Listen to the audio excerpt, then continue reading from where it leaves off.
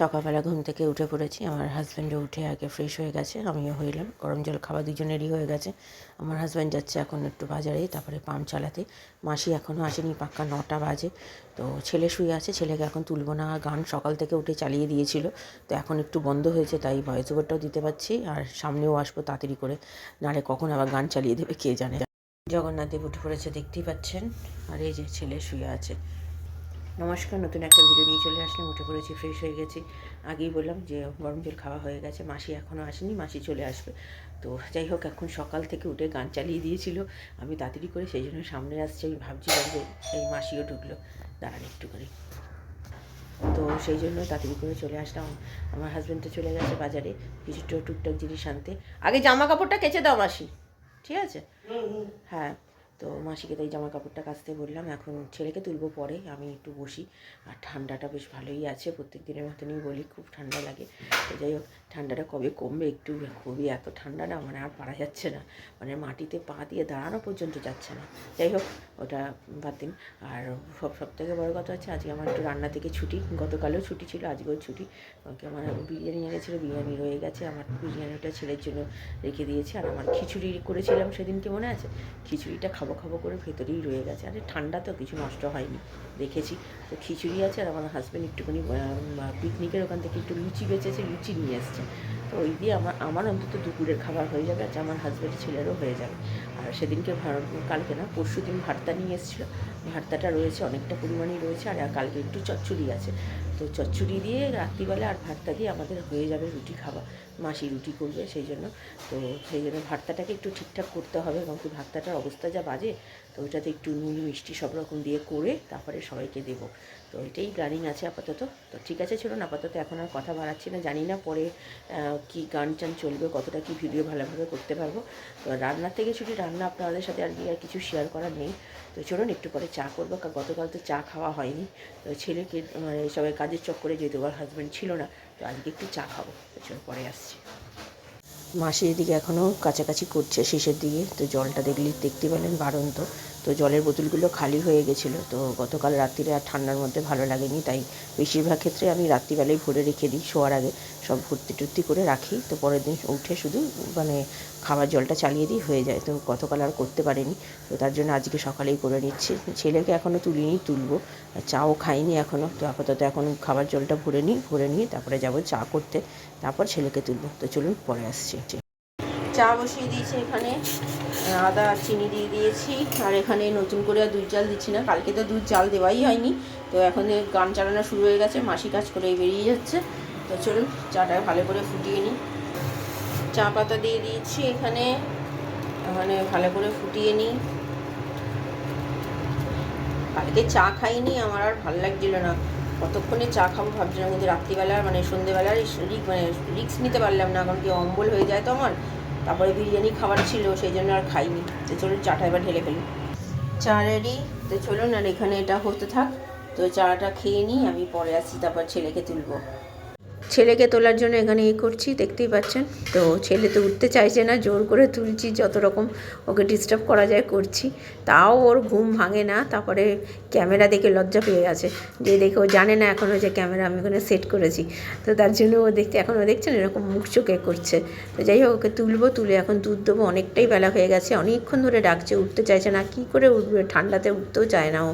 তো যাই হোক, এই যে দেখছে, এখনও দেখেনি ক্যামেরাটা, দেখেই দেখবেন একদম মুখটাকে লুকিয়ে নেবে। তো যাই, বাবা মা দুবার ফোন করে নিয়েছে সকাল থেকে যে ও উঠেছে কি না। তো ওঠেনি, তো দেখে আবার ফোন পরে ওই যে দেখেছে, দেখে মুখটাকেও নিয়ে করে নিল, দেখলেন।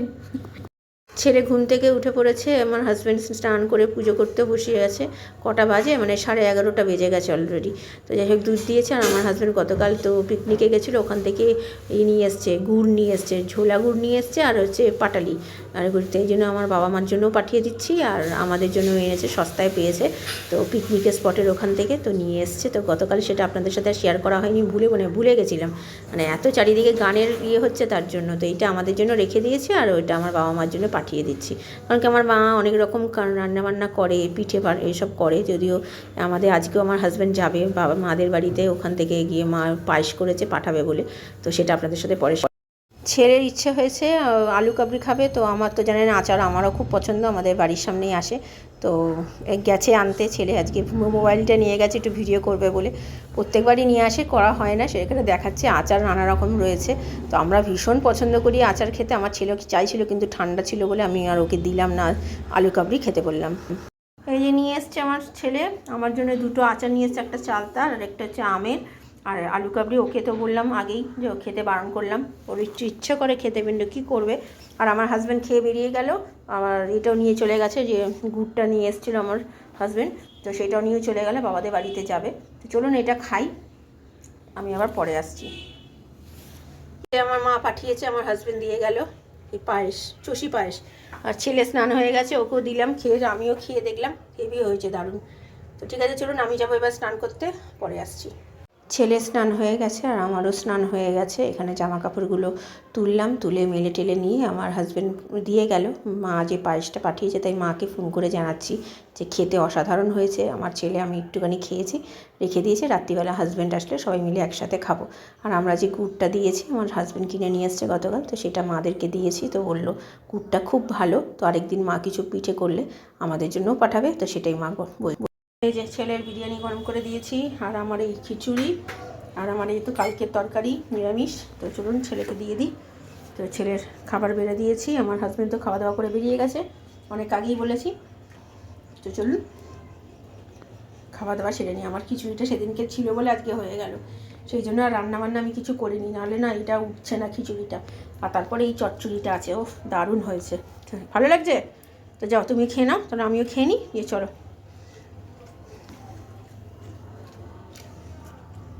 Good evening. এখন 3:05 বেজে গেছে, খাওয়া দাওয়া সেরে এই মাত্র উঠেছি। তো খুব ভালো খেয়েছি আমি, খিচুড়ি আর চচ্চড়ি দিয়ে এত ভালো খেয়েছি, তৃপ্তি করে খেয়েছি। আর আমার ছেলে তো বিরিয়ানি খেয়েছে, আর আমার হাজব্যান্ডও বিরিয়ানি খেয়ে গেছে জানেন। তো মায়ের পায়েসটা খেলাম এই মাত্র, এত ভালো পায়েসটা হয়েছে, মানে কি বলবো, মা তো এমনি খুবই রান্নাবান্না খুবই ভালো করে। তো যাই হোক মাকে তাই ফোন করে জানালাম যে খেতে অসাধারণ হয়েছে। আর আমাদের যে গুড়টা পাঠিয়েছি সেটাও মা বললো খুবই ভালো হয়েছে, আরেকদিন করবে। তো সেই জন্য, আর আমার হাজব্যান্ড মাদের বাড়িতে গিয়ে ওই পমপ্লেট মাছের ফ্রাই করেছিল আমার মা, তো আমার হাজব্যান্ড খুব পছন্দ করে, তো ভাত খেতে বলছিল, যেহেতু বিরিয়ানি খেয়ে গেছিলো আর খেতে পারিনি, তাই জন্য ওখান থেকে পমপ্লেট মাছের ফ্রাইটা শুধু খেয়ে কাজে চলে গেছে। এসে শুধু আমাদের খাবারটা দিয়ে গেল, কারণ কি খাবারটা না দিয়ে গেলে এটা নিয়ে ঘুরবে চারিদিকে, আর আস্তে আস্তে তো রাত্রি 8টা 8:30 কোনো দিন 9টা 9:30 কোনো টাইমে ঠিক নেই, সেটা তো জানেন, আপনারা তো দেখেনি, আবার 10:30টাও হয় কাজের চাপ থাকলে। তো যাক ঠিক আছে চলুন, এখন আবার গান কখন শুরু হয়ে যাবে, এখানে আঁকা প্রতিযোগিতা হচ্ছে, জানলে ছেলেটাকেও নাম দেওয়াতাম, জানতে পারিনি তাই নাম দেওয়াতে পারিনি। তো ঠিক আছে চলুন, এখন আর কথা বলছি না, আমি আবার পরে আসছি, বিকেলবেলা আর মাসিকে দিয়ে রুটি করাবো, আর একটু বেগুন ভাজবো, আর ভাতটা তো আছেই, চলুন পরে আসছি। ছেলে সন্ধ্যে দিতে বসে গেছে, দেখতে পাচ্ছেন 7টা বাজতে চললো, আমাদের মাসি কাজ করে চলে গেছে, রুটির মাসি রুটি করছে, গান চালু করে দিয়েছে, আওয়াজ পাচ্ছেন অল্প অল্প, বেশি বড় করতে পারছি না ভিডিওটা, ও দিক সন্ধে।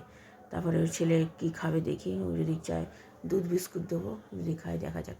তো চলুন এখন আমি একটু বসি, আমি লেপের তলায় ঢুকে রয়েছি ঠান্ডাতে, তো এখনও বেরোয়নি, তো ছেলে সন্ধে দিয়ে নিক, আমি আবার করে আরম্ভ হয়ে যাবে, চলুন পরে আসছি আমি আবার। ছেলে বললো বড়া পাও খাবে, তো এই জন্য বড়া পাও নিয়ে এসছে আমার আর ছেলের জন্য, তো খেয়েছি 1.5খানা করে খেয়েছি, খেতে অসাধারণ হয়েছে। আর তার সাথে আমাদের জন্য একটু থামস আপও নিয়ে এসছে, আমি খাবো রাত্রির, আমাদের হাজব্যান্ড আমি খাবো বলে। আর এইদিকে ছেলে দেখছে ওই কী বলে ডোরেমন দেখছে, আর সন্ধ্যে দেওয়া তো হয়ে গেছে, গানের চোটে মানে অবস্থা আমাদের পুরো খারাপ। রান্নাঘরে চলে আসলাম মোছামুছি করতে, মাসি তো রুটি করে দিয়ে চলে গেছে, তার জন্য পরিষ্কার করে নিয়ে একেবারে যাব বাথরুমে গিয়ে জামা কাপড়টাও ভিজিয়ে দেবো, আমার হাজব্যান্ড চলে আসবে, যদিও আজকে একটু দেরি করেই করছি, তো যেহেতু ছেলের পড়াশোনা ছিল না সেই জন্য একটু বসে টিভি দেখছিলাম, তো তার জন্য আজকে একটু দেরি করেই করলাম। তো যাই হোক চলুন করে নিয়ে এই কাজগুলো সেরে নিয়ে তারপরে আবার মানে লেপের তলায় ঢুকে যাব। তো এইগুলো সব বের করে নিয়েছি, আর এই চাদরটা অনেক দিন ধরে ভেজাবে করছিলাম, করা হয়নি, সেই ওপরে আমাদের ব্যাগ ট্যাগগুলো ঢাকা ছিল, সেইগুলো অনেক দিন পরে আজকে ভিজিয়ে দিলাম, যা নোংরা বেরিয়েছে আর বলবেন না, মানে দেখে বুঝতে পারছেন রঙটা পুরো কালো হয়ে গেছে জলের। খাবার বাড়তে চলে এসেছি, এখানে রাত্রিরের খাবার, ভর্তাটাকে একটু ভালো নুন একটু মিষ্টি দিয়ে ভালো করে করলাম রাত্রিরে খাবার জন্য। আর এই পেঁয়াজটা কেটে নিয়েছি, রুটি থেকে গেল, আমার মা যেই পায়েস পাঠিয়েছে সেগুলো খেয়েছি, তো পেটটা ভর্তি, তো খেতে পারলাম না, কারণ কি অত বেশি করে খাওয়া যায় না যদিও, তাই হোক ঠিক আছে কালকে হয়ে যাবে রুটিটা। তো খেয়ে নিয়ে চলুন, যা গান চলছে সেই জন্য ভয়েস ওভার দিতে হলো।